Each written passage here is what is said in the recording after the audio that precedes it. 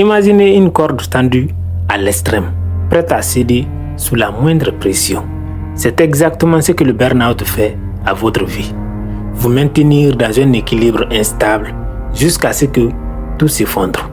Mais le plus sournois, c'est qu'il s'installe lentement, en silence, à travers des journées trop remplies, des nuits trop courtes ou alors des attentes impossibles à satisfaire. Mais voici une vérité que personne ne vous dit. Le burn-out n'est pas une fatalité. Vous avez le pouvoir de renverser la vapeur, de libérer votre esprit et de soulager votre corps. Dans cette vidéo, je vais vous dévoiler 9 stratégies puissantes pour non seulement éviter l'épuisement, mais aussi bâtir une vie où le stress devient une force motrice et non une entrave. Restez jusqu'à la fin de cette vidéo, parce que la 8e et la 9e stratégie pourraient changer votre vie à jamais. La première stratégie, c'est de faire des pauses et de recharger ses batteries. Il y a un adage populaire qui dit qu'il ne faut pas remettre à demain ce qu'on peut faire aujourd'hui. C'est tout à fait vrai, mais il faut savoir aussi remettre certaines choses à demain. Quand ce n'est pas une priorité, mieux vaut remettre ça à demain, et surtout si on n'a plus le temps ou alors si l'on est épuisé. Le travail que nous faisons au quotidien, tout l'effort que nous faisons au quotidien a un seul but: servir notre vie, nous rendre heureux. Si le travail ne nous rend plus heureux, si ce que nous faisons nous épuise mentalement et émotionnellement, si nous atteignons un niveau où notre travail ne nous procure plus de plaisir, où nous sommes attristés de faire notre travail, c'est qu'il est temps de faire une pause. Le travail incessant peut vous pousser à oublier une chose essentielle, c'est que vous êtes un être humain. Vous n'êtes pas une machine, et même une machine parfois a besoin de faire des pauses. Très généralement, on éteint le moteur pour que la machine se repose. Et vous alors, vous qui êtes un être humain, votre corps et surtout votre cerveau ont besoin de se reposer, de se rafraîchir, de regagner de l'énergie. À un moment donné, la meilleure chose que vous puissiez faire, c'est de prendre une pause. Cela sera utile à la fois pour vous, mais aussi pour les personnes pour lesquelles vous travaillez. Parce que quand vous avez le cerveau reposé, vous avez plus de facilité à communiquer, à collaborer et à coopérer avec les autres. Vous êtes plus efficace dans votre travail. Prenez le temps de respirer, de vous recentrer et d'offrir à votre corps et à votre esprit des moments de répit. Ces pauses sont des investissements dans votre productivité future. Prenez l'exemple sur les sportifs de haut niveau. Après chaque performance, ils prennent le temps nécessaire pour se remettre, pour recharger les batteries. La deuxième stratégie, c'est de mettre des limites. Protégez votre espace personnel. Apprendre à poser des limites n'est pas un luxe, c'est une nécessité. Vous ne pouvez pas vous permettre de confondre votre temps de travail et votre temps personnel. N'acceptez pas que les gens viennent vous envahir avec leurs problèmes à tout moment. Vous avez besoin aussi de vous reposer. Il y a des moments dans la journée où vous n'êtes pas censé travailler pour les autres, mais pour vous-même. Il y a des journées dans la semaine, le samedi et le dimanche, que vous êtes censé utiliser pour vous. N'acceptez pas que les gens viennent encore envahir ces moments-là. Ces moments-là, c'est pour vous. Quand c'est le soir et que vous devez rentrer chez vous, rentrez chez vous. Demain est un autre jour. N'acceptez pas que vos collègues et même votre chef prennent du plaisir à abuser de votre temps. Ils n'ont pas le droit et vous ne devez pas leur donner ce droit-là. Mettez des limites. Si les gens doivent venir vous perturber avec leurs problèmes à des moments où vous n'êtes pas disposé à travailler pour eux, cela doit être de façon exceptionnelle. Cela ne doit pas être une habitude. Ils ne doivent pas cultiver ce genre de comportement vis-à-vis de vous. Vous avez le devoir de collaborer avec vos collègues, mais vous avez aussi le droit de protéger votre santé mentale, physique et émotionnelle. Prenez soin de vous. Assurez-vous que les gens connaissent vos limites. La troisième stratégie, c'est apprendre à dire non. À chaque fois que vous dites oui à une demande externe, vous dites non à vous-même, à votre bien-être. Il est donc primordial que vous appreniez à refuser certaines demandes si ce ne sont pas des priorités. Aider les autres, c'est bien.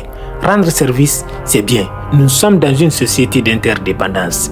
Les gens ont besoin de nous au même titre que nous avons besoin des aides des autres. Mais il y a des moments où il faut renvoyer les gens à leurs responsabilités. Parfois dans le milieu professionnel, vous êtes avec des collègues qui vous lèguent tous leurs problèmes. À chaque fois qu'ils ont un petit problème, leur réflexe n'est pas de réfléchir et de trouver la solution. C'est de prendre le problème et de donner ça à quelqu'un d'autre. Demandez de l'aide. N'acceptez pas d'être la personne qui résout tous les problèmes de tout le monde.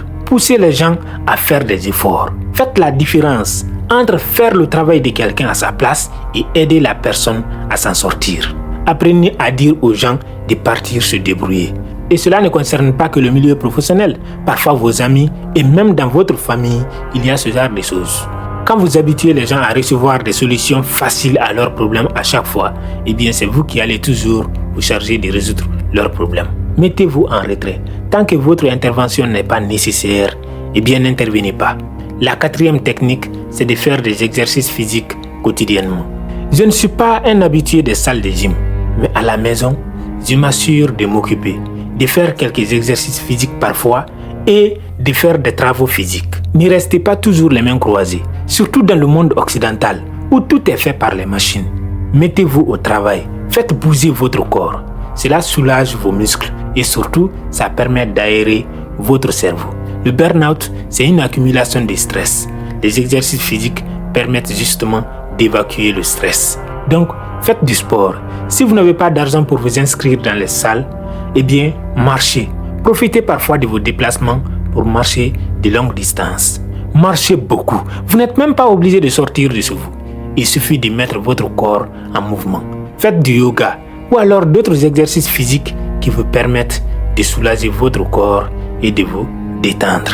La cinquième stratégie, c'est de prioriser votre épanouissement personnel. Je suis sûr et certain que si vous n'êtes pas cette personne, vous connaissez au moins une personne dans votre entourage qui, au lieu de prendre soin d'elle-même, passe toute sa vie à se sacrifier pour les autres. Ne soyez pas cette personne. Ces personnes-là sacrifient toute leur existence à aider les autres. Eux-mêmes vivent une vie de misère. Ne vivez pas une vie de misère pour faire plaisir aux autres. Quand vous êtes une personne bien, une personne serviable, disposée à aider les autres, il y a deux catégories de personnes qui viennent à vous. Des personnes honnêtes qui ont des problèmes sérieux et qui ont vraiment besoin de votre aide et ceux qui veulent profiter de votre gentillesse. Faites la différence. Même si c'est des personnes honnêtes, parfois, il faut prendre soin de vous. Priorisez votre épanouissement personnel. Profitez de votre temps libre pour faire des choses qui vous plaisent et qui vous rendent heureux. Votre travail est important.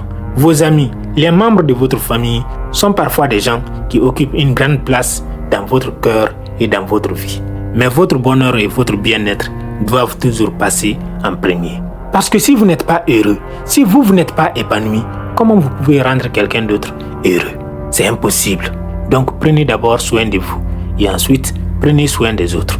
La sixième chose, c'est que vous devez manger équilibré. Ne mangez pas pour remplir votre ventre seulement. Mangez pour approvisionner votre corps d'énergie positive et votre cerveau. Ne mangez pas pour détruire votre santé à long terme. Manger n'importe quoi et tout le temps, ça peut être agréable à court terme. Mais sur le long terme, c'est nuisible et c'est dévastateur pour votre santé. Faites donc attention à votre alimentation. Une alimentation saine et équilibrée vous aidera à rester performant et à maintenir un niveau de bien-être constant. Septième stratégie, créez un espace de travail inspirant. Changez votre environnement de travail. N'oubliez pas, votre environnement de travail peut parfois même vous frustrer. Le désordre peut parfois jouer sur votre efficacité. Si vous travaillez dans un environnement bien organisé, même sur votre bureau, votre ordinateur portable, quand vous regardez sur le bureau, si vos dossiers sont bien classés, parfois ça vous donne une certaine satisfaction. Remarquez souvent vos amis ou vos collègues qui ne sont pas ordonnés. Lorsqu'ils doivent chercher un document dans leurs ordinateurs, ils commencent à paniquer. Ils s'énervent. Pourquoi? Parce qu'ils savent que ça va leur prendre du temps pour trouver ce document. Ils savent que leur vie n'est pas organisée. Leur ordinateur reflète leur état mental. Même chez vous à la maison, si vous n'êtes pas organisé, ça peut être parfois source de frustration. Imaginez que vous éparpillez vos affaires par-ci par-là. À chaque fois que vous devez sortir, vous êtes obligé de passer au moins 30 minutes à chercher votre clé, à chercher vos chaussures et ainsi de suite. Rien que ça peut vous épuiser. Travaillez dans un environnement organisé et ordonné. Votre environnement a un impact direct sur votre productivité et votre état d'esprit.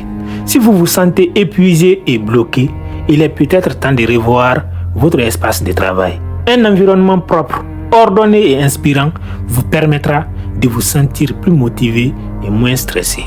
La 8e stratégie, c'est d'être reconnaissant envers vous-même. Appréciez les efforts que vous faites. Il y a des environnements de travail. Si vous n'avez pas beaucoup d'expérience, quand vous atterrissez là-bas, vous avez l'impression que vous êtes là juste pour faire figuration. Rien de ce que vous faites n'est valorisé. Vous avez l'impression parfois que vous êtes en compétition avec votre chef, toujours en train de saboter et de remettre en cause vos compétences. Si vous êtes sûr et certain que vous avez des compétences, si vous êtes conscient que vous faites du mieux que vous pouvez, si votre apport est suffisant et en adéquation avec vos responsabilités, soyez fiers de vous. Même si votre chef ne vous apprécie pas, vous devez comprendre une chose. Parfois, vous n'êtes pas le problème. L'autre personne a des problèmes personnels et vous êtes son bouc émissaire. Donc, vous êtes en fin de compte sa victime. Si vous devez prendre tout cela dans votre tête, si vous devez déposer ça comme une charge mentale chaque matin, chaque jour, eh bien, vous n'allez pas vous en sortir. Apprenez à reconnaître et à apprécier vos efforts. Si vous remplissez votre contrat, eh bien, l'avis et l'opinion des autres ne doivent pas peser lourd sur vous. La 9e et dernière chose, c'est de créer et maintenir un emploi du temps personnel. Dans ma vidéo sur l'autodiscipline, j'ai abordé ce sujet. Il est très important de maintenir un emploi du temps personnel. Apprenez à faire la différence entre une activité urgente, une priorité absolue et une activité quelconque. Quand c'est des tâches qui peuvent être remises à demain, faites-le. Quand c'est des tâches qui méritent votre attention immédiate, consacrez-vous et surtout concentrez-vous sur ces tâches immédiates. Souvent, qu'est-ce qui se passe? On se concentre sur des activités qui ne sont ni urgentes ni des priorités. Et on laisse de côté les activités qui sont censées être nos priorités. Et quand on est épuisé, on se lance maintenant dans des activités essentielles du jour. Ceux qui sont censés être nos priorités. C'est là qu'on se rend compte qu'on est mal barré. Parce qu'on n'a plus suffisamment de temps pour finir ces tâches à temps. Or, on ne peut pas les remettre à demain. On se retrouve alors débordé. Commencez toujours par des tâches prioritaires. Et même si vous êtes sollicité quelque part par quelqu'un d'autre, même si c'est votre chef, faites-lui savoir que vous avez d'abord des tâches prioritaires à finir.